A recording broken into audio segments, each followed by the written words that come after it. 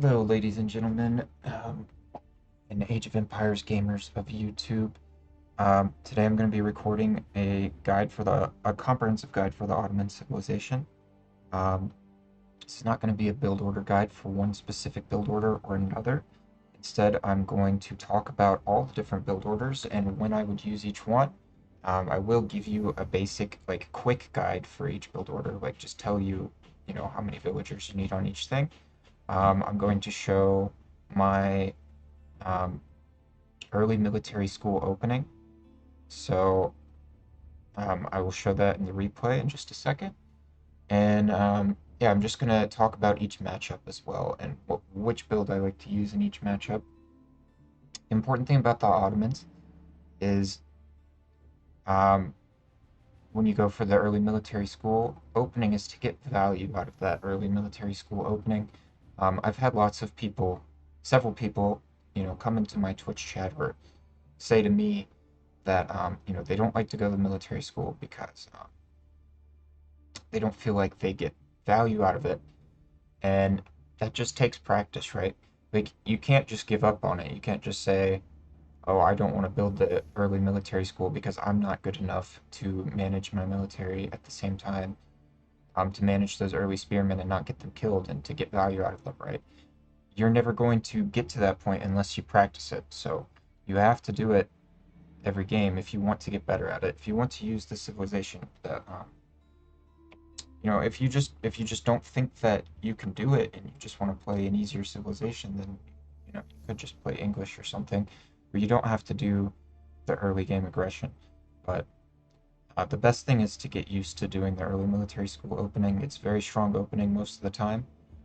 So first we'll talk about the only situations in which I would not do the early military school opening are against English, and then on certain maps like French Pass maybe, or a water map. On a water map, you obviously want to go for a dock. Against English, you just want to go straight to feudal. So the build to go straight to feudal, I will not be showing that, but if you want to go straight to feudal, just skip the early stone. Don't do that. Just go 7 villagers onto food, then go 3 villagers onto gold, and have the first gold villager build a house. You do not want to build your house with a food villager, or you will not have enough food for feudal. And after you go 7 food, 3 gold, then you'll queue to wood. And from there you can do, whatever you want. Versus English, a lot of the times I like to go 2TC. We'll talk about that a little bit more later. So in most situations, though, you'll want to go for the early military school opening. So we're going to watch my early military school opening. And even if you already know how to do this opening, I think this could be good for you because I'm going to talk about a lot of things like how to get value out of your early spearmen and building placement and etc. etc. Just things like that that can help you. So to start the game, I immediately the first thing you want to do always is queue your villagers in the town center. So don't move your villagers first. Don't move your scout first. Queue your villagers in the town center. Then you send the villagers to stone, 5 of them. And I'll usually just send all 6. Then I select one, and I'll take that one villager. Now we're pausing for a second so I can explain all this, and build a house.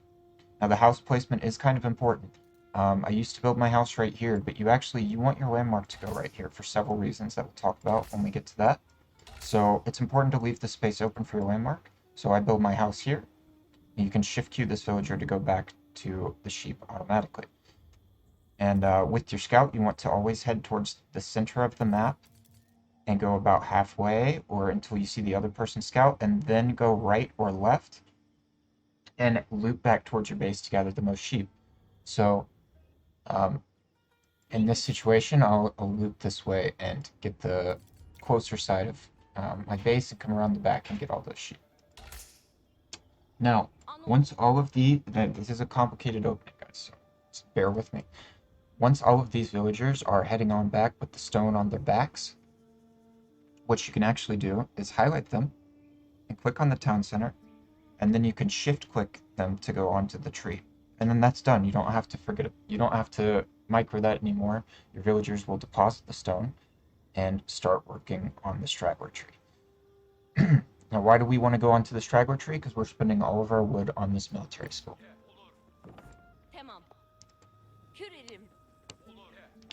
So you'll notice as soon as they turn in the stone, as soon as you can, and even I'm not perfect, I'm not a pro. You want to take a villager and build your military school. It's important to get that down as early as possible to get as much value out of it as you possibly can. And at this point, I'll talk a little bit about my hotkeys. So I like to put my town center on 4. I like to put my scout on 1.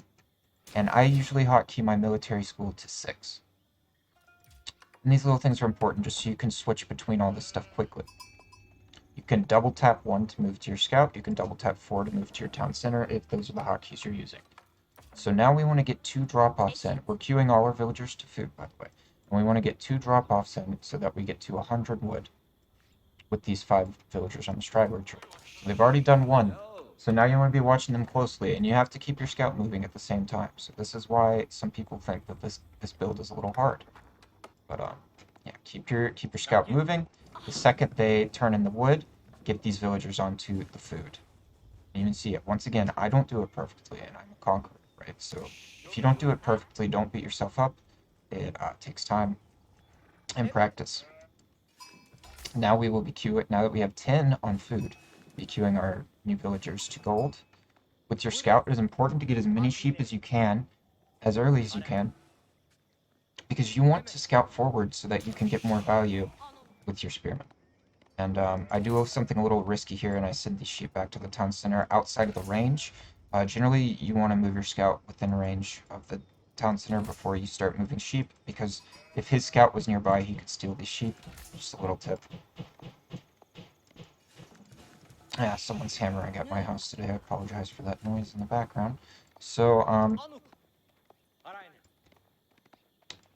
I'm using the scout to get as many more sheep as I can before I start heading to the base, and I actually, I don't do the best job here. My scout was idle for a second, and I should have, at this point, already been heading towards his base to find the gold. So, little mistake I made in this.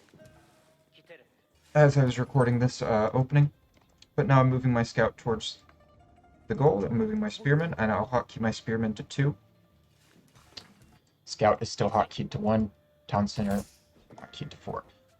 Now that we have 3 villagers on gold, we are queuing all of our new villagers to wood.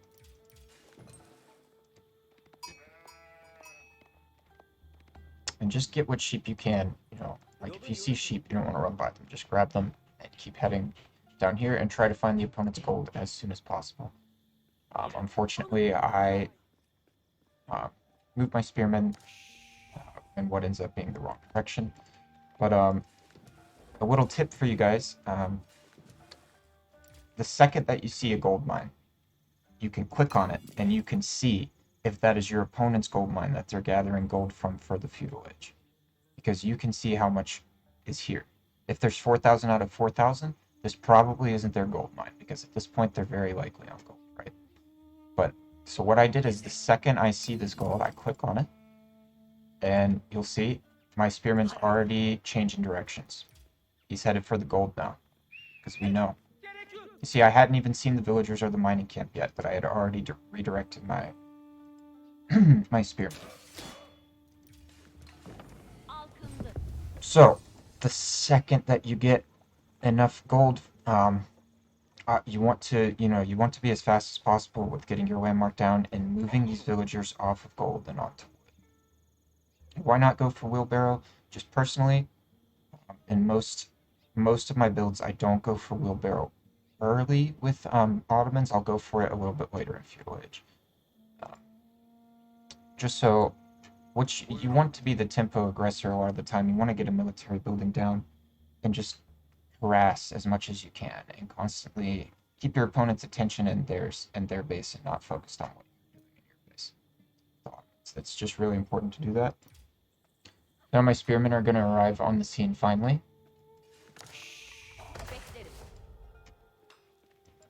And we'll push the opponent off gold.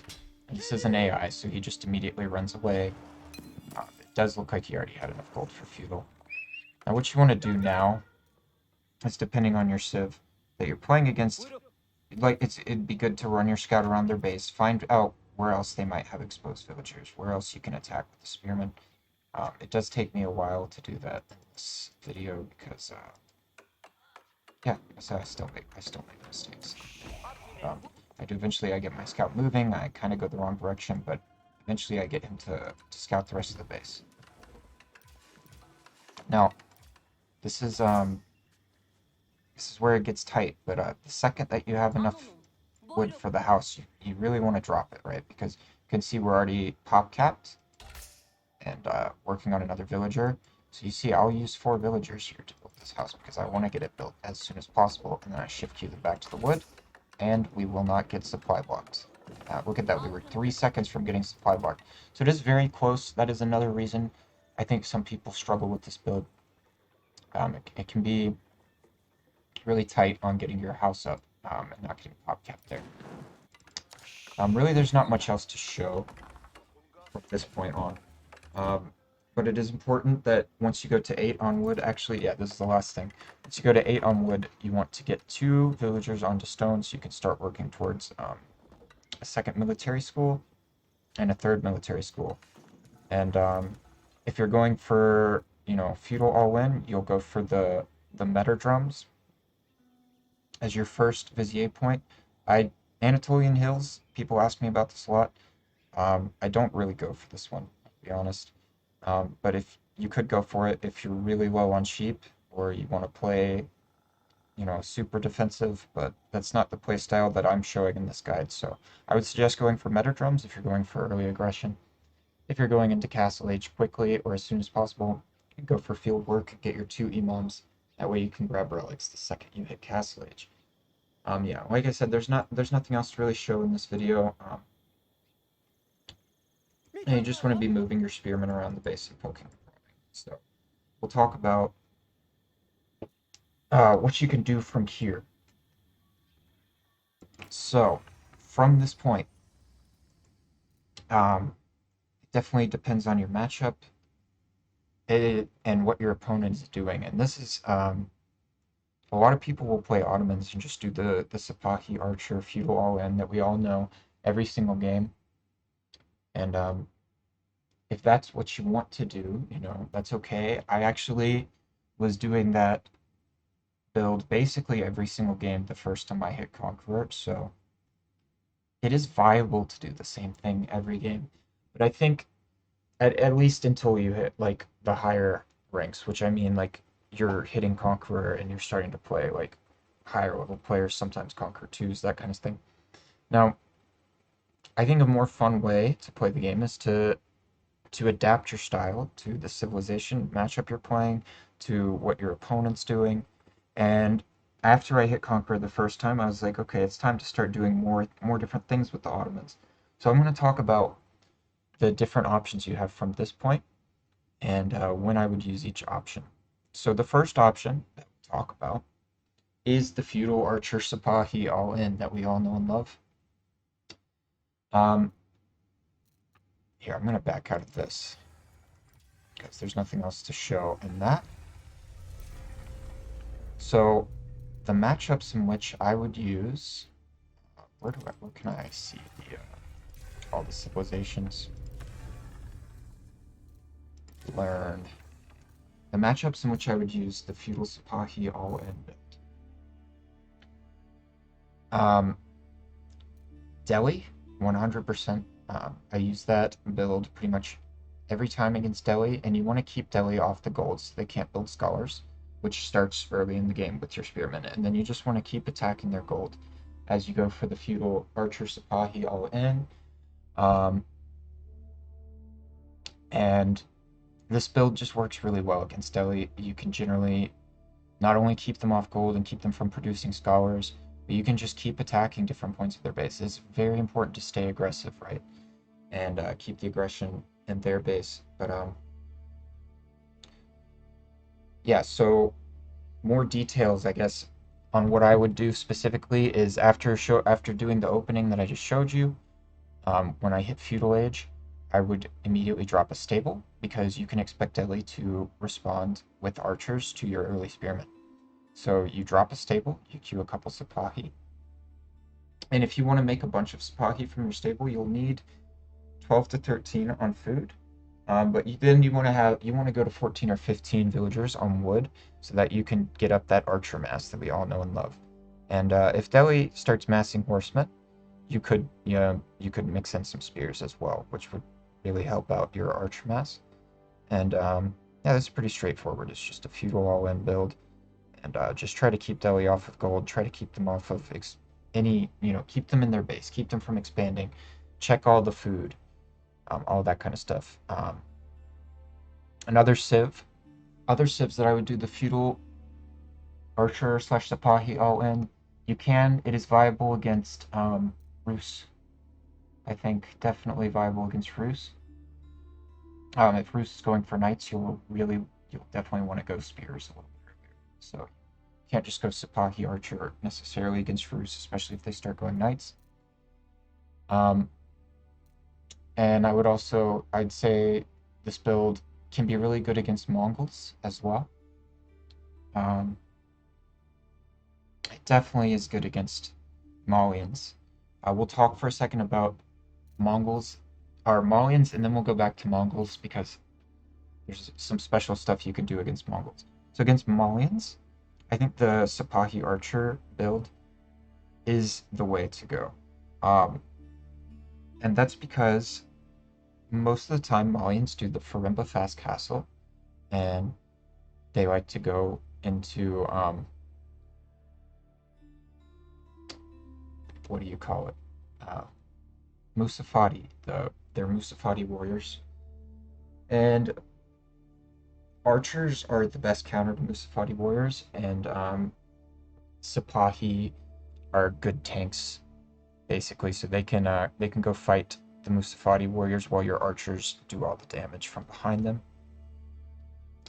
And even if your opponent goes for something more typical of like spearmen, javelins, or something like that, you still have the right unit comp to deal with that, archers and Sipahi. Now, the only thing to be wary of when you're playing against Malians is some people nowadays, the civ's evolving a little bit, are mixing in what are those sofas? Those sofas, and they'll make sofas before they go for Farimba.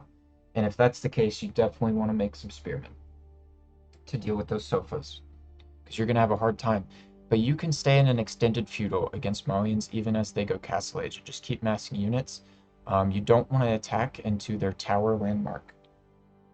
So what you would do instead is you mass army and you camp their gold expansions. You don't let them go for the next pit mine. You don't let them move up to the next gold once they deplete their first gold, and you just kind of box them in.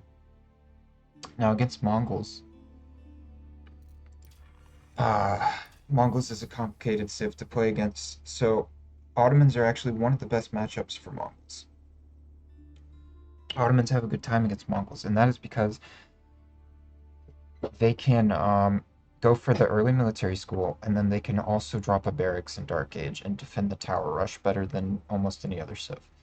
And you can even stay in Dark Age as long as you want against Mongols. If they keep building spearmen, you keep building spearmen, and then eventually you can even get the Imam upgrade in Dark Age, which is actually insane. And then you'll have Imams out, and you'll win the Dark Age war. So what do you do if? Let's talk about like how do you decide what you're going to do against Mongols, right? Are you going to drop that early barracks as well as the military school? So what you need to do when you play against Mongols, and this is tough, this is actually really tough, is be sure to scout what they are doing. Like, you need to know if a tower rush is coming. So you'll gather some sheep around your TC, and then really early you want to send your scout towards the Mongols' base and see if they are tower rushing. So you'll do the same military school opening, and by the time your second drop off for the wood, and you're getting to 100 wood, you need to have scouted to see if a tower rush is coming, and you need to make a decision right then and there. So if a tower rush is coming, and by the way, you do this by scouting their uvu, and you see if they have a barracks up. If they built a stable, you can just laugh. Just stick with your military school. You'll be able to defend against that with the spearmen that come out most likely, and you won't need a barracks. But if most of the time if they're tower rushing, you'll see that they'll have built a barracks. So the second you see the barracks on their uvu, you know that you need to build your own barracks and defend it. Be prepared to defend a tower rush. So if you want to build your own barracks and defend the tower rush in that way, um, instead of pulling those 5 villagers from the straggler tree, you'll actually just keep gathering with 4 villagers on the straggler tree, even after the first 100 wood, and you'll pull one of those 5 villagers to food. You need 4 villagers on wood because um, you're going to be dropping a barracks and producing spearmen. So, and you're going to need, wood for your mining camp as well, and a house, and all of that. So it's very important to do 4 villagers on wood, or else you won't have enough to keep up constant spearman production and keep up with the Mongol spearman production. So, anyways, that's Mongols. Now, if Mongols does not go for the tower rush, you can just go into feudal age with your 1 military school and go for the Sipahi Archer mass. And likely the Mongol player is trading. That's what they do most of the time. So you can just attack the trade until you win. Definitely want to get archers really early in case they go Mangadai, because Mangadai are really annoying. If you're struggling with Mangadai raids in your base, you could park archers by your resources, or you can build towers by your resources as well. So anyways, those are the matchups in which I will pretty much always do the 1 TC Feudal Archer Sipahi. Now let's talk about against French. Against French, I'm still going to do the 1 TC build, but I almost never go for archers. Instead, you go for spears, right? Because it's French. So you want to go Spearman Sipahi against French, and it's basically the same exact thing. The 1 TC Feudal Archer, as the 1 TC Feudal Archer, you just substitute Spearmen for archers. So yeah, that's about that. I mean, French is generally like they might go for a second TC, they might decide not to against Ottomans. Either way, I think that French is one of the easiest matchups for Ottomans, and you can even just focus on defending your base against the early knights, and if you kill a couple of the early knights in your base, like the first knights that come to start harassing you, you're actually getting ahead without even doing damage to the French. So let's talk about some of the other builds that you can do. Oh, also, I will say the 1 TC Feudal Archer Sipahi, it can also work very well against China. But China, it can also be hard to be aggressive against them because of their Barbican, so it's not my preferred strategy against China. And it can also work very well against Abbasid, but it's not my preferred strategy against Abbasid. So let's talk about the next strategy I like to use with Ottomans, and that is a 2 TC build. So you'll do the same exact opening, the same opening I already showed you at the beginning of the video, but instead of going for the 1 TC Feudal Archer all in, after putting those 2 villagers on stone, you'll keep queuing villagers to stone. And if you want to go for the 2 TC build, I generally like to drop a stable and just do a little bit of harass on the opponent's stone. So, make the Sipahi make a couple Sipahi from your stable. By the way, you pretty much always want to switch your military schools to Sipahi during Feudal Age, because that is the most expensive unit the military school can make you for free in Feudal Age. And yeah, you just want to harass the opponent's stone and keep them from getting their second TC so that you can get as long as possible with as little units as possible, right? And then at the same time, you want to be getting your second TC. And a lot of the times, if you do this well, you can drop your second TC before the opponent. Even if you're playing against Abbasid or English or someone who gets really early TC, a lot of the times you can delay their TC by a good bit. It is harder against English because you won't be going for the early military school, so maybe not against English, but yeah, situations in which I want to use this 2 TC build. I like to use the 2 TC build sometimes in Ottoman mirror. Sometimes I like to use the 2 TC build against English, almost always against English, to be honest, because the thing about English is if you go for an extended, or like if they once they hit castle, they're gonna have a second TC, right? So if you just go to castle without a second TC, you'll be getting behind once castle starts. And yeah, so the thing is, though, playing against English is complicated. You never know what they're going to do. So if you scout and you see that they're going for a longbow all in right immediately, then you just want to start massing units. The Sipahi Archer build will work for you in that situation, and you can go for a TC later in Feudal. But if you scout English and they're going for a second TC, I would recommend matching their second TC, and you get a second TC right away because they're going to get that second TC and then they're going to get a third one in Castle. And if you stay on one TC, you'll just end up way too far behind. Against Chinese as well, I like to use the 2 TC build, and I like to delay their TC as much as I can. Um, and then from there, you can just keep piling on the pressure, make just enough units to apply pressure, but then you'll go for castlage. And it's just really important against China to prevent them expanding to get food resources, because your window to kill them is when they have to make a bunch of farms. So if you keep them off of the deer and the berries and they have to go into farms earlier, you'll be able to outmass them easily in military. The 2TC build can be good against HRE, but HRE, this is just one of those situations you just have to scout what HRE is doing. In my opinion, HRE is one of the harder matchups for Ottomans. So against HRE, I like to scout exactly what they're doing. I'll go for the early military school. I'll apply pressure on their gold if I can. And then it's really important to just see what they're doing. If they keep villagers on gold, 5 villagers on gold, they're going for castle.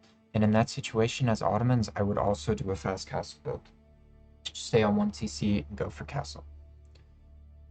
But if you scout and HRE is going for a bunch of stone and they're going for a second TC, I would also go for a second TC. I think it's really important against HRE as Ottomans to just kind of match what they do, but then try to do it better than them. Because you'll get 2 free imams as you go to Castle Age, so you can contest relics right away. And not only that, but when you get that imam vizier point, your imams will have AoE healing. So if you end up in a Castle Age war with Holy Roman Empire, your healing can actually be better than theirs because of that AoE healing, and you can get the herbal medicine and you can keep producing healers in Castle Age. So, yeah, HRE is a very reactive matchup. The 2TC build, I really like to use this build against Abbasid. And it's just like I said before, apply pressure on their stone with as few units as you can while going for your second TC as quickly as possible. Oftentimes, Abbasid is going to be going for 3 TC even, at which point, once you get your second TC in, you can just go straight into the heavy feudal pressure with Archer Sipahi like you would do on the 1 TC Archer Sipahi build. And you might be able to kill them in feudal, or you might just do as much damage as you can and then go castle and kill them in castle. Yeah, and then so yeah, the final build order that I have that I use for Ottomans is the fast castle build order. And yeah, like I'll use that mostly against HRE when I'm trying to mirror their fast castle, but it can be good in some other situations as well. But especially like if you're playing against the new Abbasid and you scout that they're going for culture wing fast castle, you could respond with your own fast castle. You could also be really aggressive though, and feudal, and possibly kill their villagers on gold, and there's just keep them off of resources before they're able to get castle age units. So this is a game that requires a lot of experience and skill, right? So situational experience, but yeah, I think that that's about it really. Like, I just wanted to tell you guys about the different builds that I use and the situations which I use them. So I will provide a text guide for those 3 different builds. I'll put that in the description. And yeah, if you guys have any more questions or you want to see a specific guide about Ottomans, and if you have any specific questions about Ottomans, or if you have questions about your own play, drop them in the comments, or come by the Twitch stream sometime. I'm happy to review games on Twitch. If you like this Ottoman guide, then like, comment, subscribe, and I will see you guys in the next video. Thanks for watching.